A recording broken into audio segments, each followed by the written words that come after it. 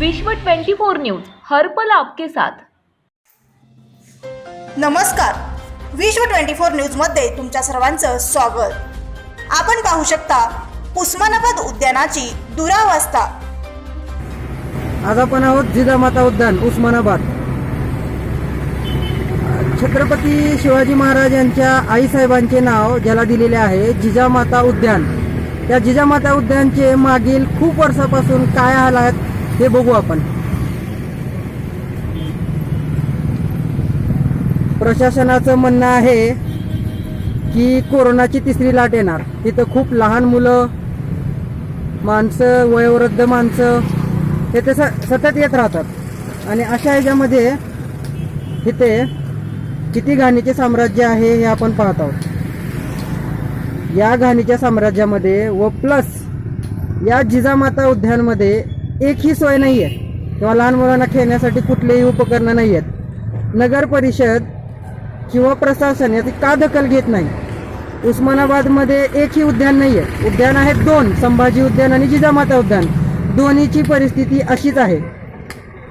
तुम्ही स्वतः पाहता की इथं जनावरांचा वावर आहे, लोक येतेच दोन्ही गोष्टी इथेच करतात, टॉयलेटला इथेच येतात, लघवी पण इथेच करतात। तुम्ही पाहता की किती घाणीचं साम्राज्य आहे। आता मी तुम्हाला आत घेऊन जातोय, हे बाहेरचं वातावरण आहे रोडचं, ही जाण्यासाठी गेट आहे जिजामाता उद्यानमध्ये। तुम्ही बघता गेटची परिस्थिती कशी आहे।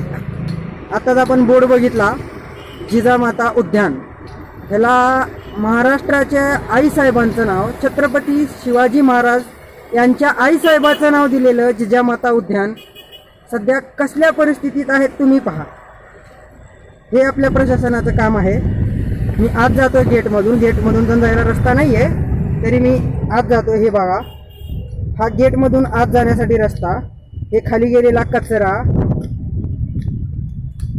हे पहा जनावरांचा वावर। आता इथून जाण्यासाठी जाता तर येत नाहीये तरी पण मी जातोय कारण खूप घाण आहे। लोकांनी इथंच विष्टा वगैरे टॉयलेट 2 नंबर इथंच केलेला आहे, हे बघताय तुम्ही।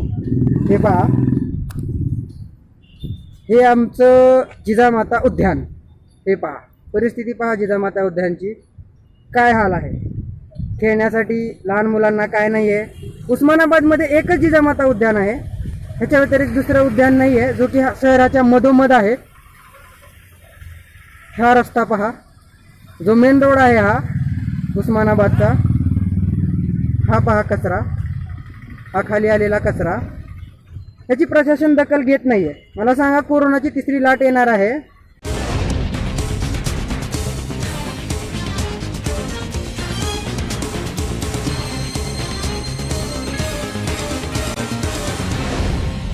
विश्व 24 न्यूज हर पल आपके साथ।